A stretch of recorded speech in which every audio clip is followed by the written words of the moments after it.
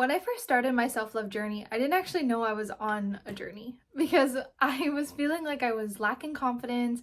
I didn't know who I was, I didn't know what I wanted to do with my career, and I was just feeling like overall stuck. And I just felt like maybe if I loved myself more, if I thought more highly of myself, if I was feeling more confident, I would just feel like I have this sense of purpose and direction with my life. And that is very true. Once I found who I was, once I started to be a lot kinder to myself, I started to speak better, and I started to get in these mindful practices, then I felt like I truly flourished. So that's what I'd like to help you with today.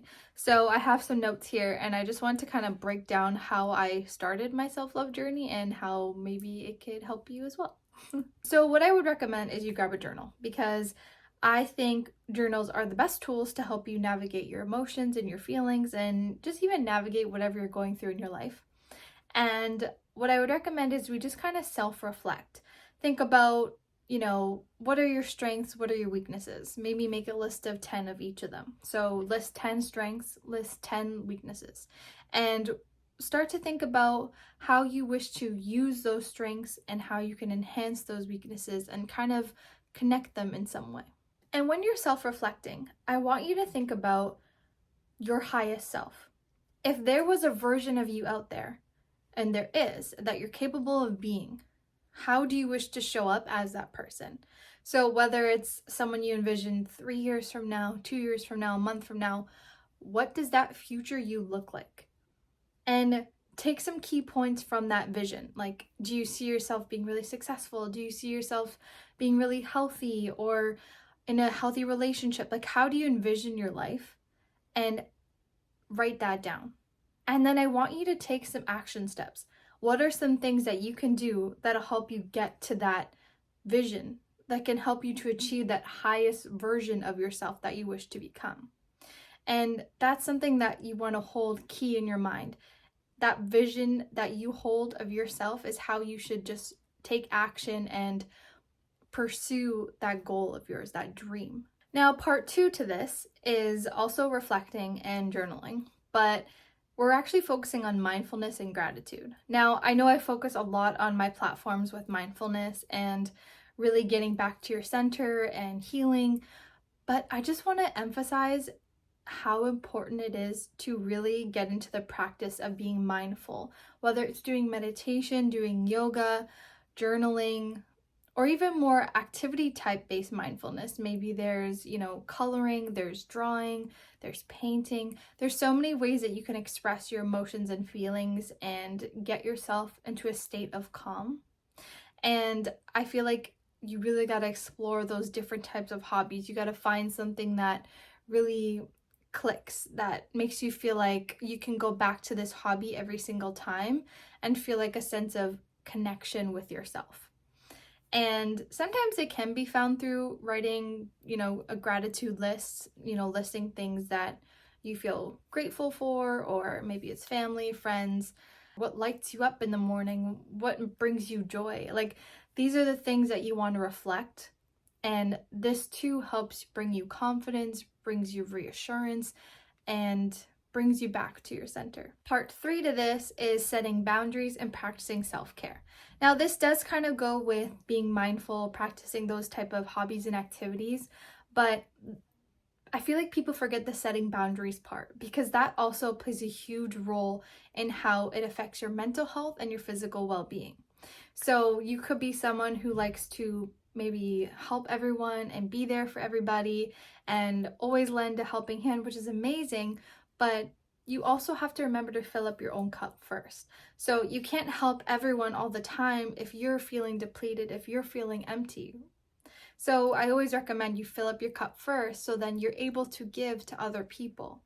That's why setting boundaries are so important, making sure that you are making time for yourself, you're prioritizing your well-being, you're carving out that, 5 to 10 minutes to have like a mindful routine, or you're going to work out, like you're moving your body, and just making sure that you have a healthy relationship with the people in your life. And I know this is all easier said than done. This is just the direction that I'm giving you of some of the things that I did to help me along my self-love and, self-reflection, self-development, and growing journey.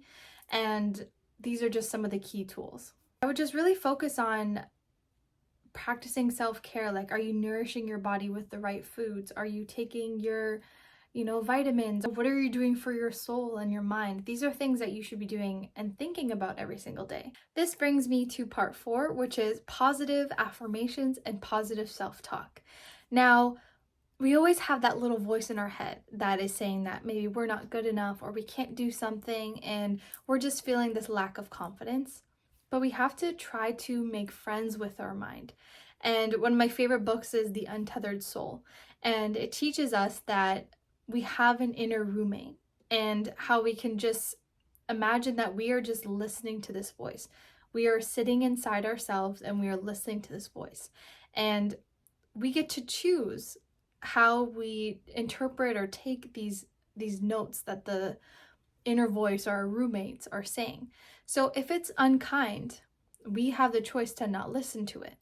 I'm immensely grateful for that book. It taught me so much about, overcoming negative thoughts or overthinking, and I highly recommend that book. But using affirmations can really harness the power of positivity within ourselves and help us get to a place of feeling more comfortable with who we are and really changing our dialogue. And that's what we want to do. If you're first thing in the morning, you're thinking, oh, I'm not worthy, or, I suck, or I don't know, having these negative type of thoughts, I want you to counter those thoughts with 3 positive affirmations. So if you're feeling like I'm not smart, I want you to change those to saying I am intelligent, I am courageous, I am talented. Really focus on shifting those thoughts and continue to do that so it becomes a part of who you are, that you're able to just quickly change a negative thought to a positive thought. And with time, you'll see that it just becomes so much easier for you. It won't feel so hard to get out of a negative mindset or a negative thought pattern. Something that I used to recommend to clients and to even friends or family is, if you don't have time for positive affirmations, I want you to write them down on a piece of paper or some sticky notes and just stick them up on your mirror in your bathroom, so that as soon as you wake up or before you go to bed, you're reading these affirmations about yourself. And always start them with I am. And I know sometimes it can feel really hard to think about I am confident, I am loved, when you don't really feel that at that moment. So sometimes it's helpful to read an affirmation and think, what if I were to feel beautiful? What if I were to feel confident? So adding the words what if really helps you connect to that affirmation, making you feel like it's a possibility. There's hope with it. What if I were to feel amazing? What if I were to feel successful? And it inspires hope, so that eventually you can say affirmations with confidence, saying, I am amazing, I am enough, I am worthy. And that'll help you get to a place where you feel connected to yourself. And part 5 is having faith. And this one I just felt like was such a big reminder for myself. And I feel like it's very key to your journey as well. And having faith means having faith in your journey, having faith that you'll overcome anything that you wish to. If you're feeling insecure, you're going to overcome it. If you're feeling not confident, if you're feeling low and you're not feeling successful or down on yourself, you're going to overcome it. You have to have faith in yourself. You have to have faith in the universe or higher power, and just know that something great is out there for you, even if you can't see it. And that's why you have to have faith, because even though it may not be in your physical hands, or you're just kind of envisioning the future or wanting something more, just know that you wanting those things, it means you're capable of getting there. You just need faith, you need action, you need time and space to grow. Your self-love journey can go on forever. And I mean, even myself, I'm still learning different ways of how to love myself or how to continue forward, and it'll look different in everyone's journey. Like, it's going to be different.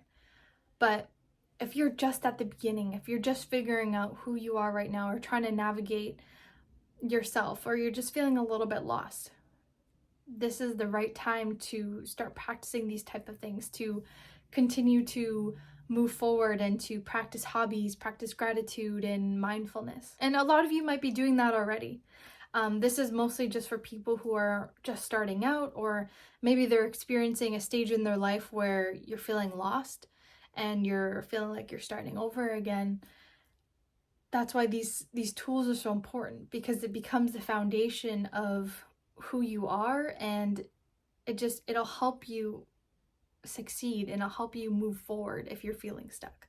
Not too long ago, in March, I lost my mentor, and boy, was like, she was everything to me. And I didn't know she was, experiencing an illness, and that's the way she wanted it. But I was really lost for a while. Like, I didn't know what to do. I didn't know how I was feeling. I didn't know what to feel, and it was just a very heavy sense of grief. And had I not had these tools, these foundational tools of journaling, exercising, mindfulness, I honestly would have felt so lost, so much more lost. But I had these self-care tools like in the back of my pocket. I just knew that I had to continue, I had to keep taking care of myself. These tools are there for you so that when you are feeling at your highest, you're feeling supported. And when you are feeling your lowest, you are feeling supported. So I can't stress enough how important it is that you guys really focus on yourselves and really focus on journaling, practicing these self-love techniques. I really hope that you take something away from this today and just feel inspired, want to continue to grow, to continue to practice your tools, and to really dig deep and to figure out who you really are.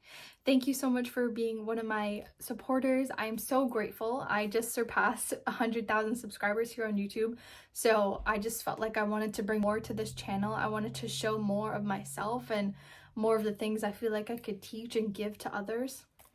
So that is what I'm hoping to do with this channel. Thank you again so much for being here. Give this a like and please share with anyone that you feel like this might help or inspire. And I will see you again soon. Bye for now.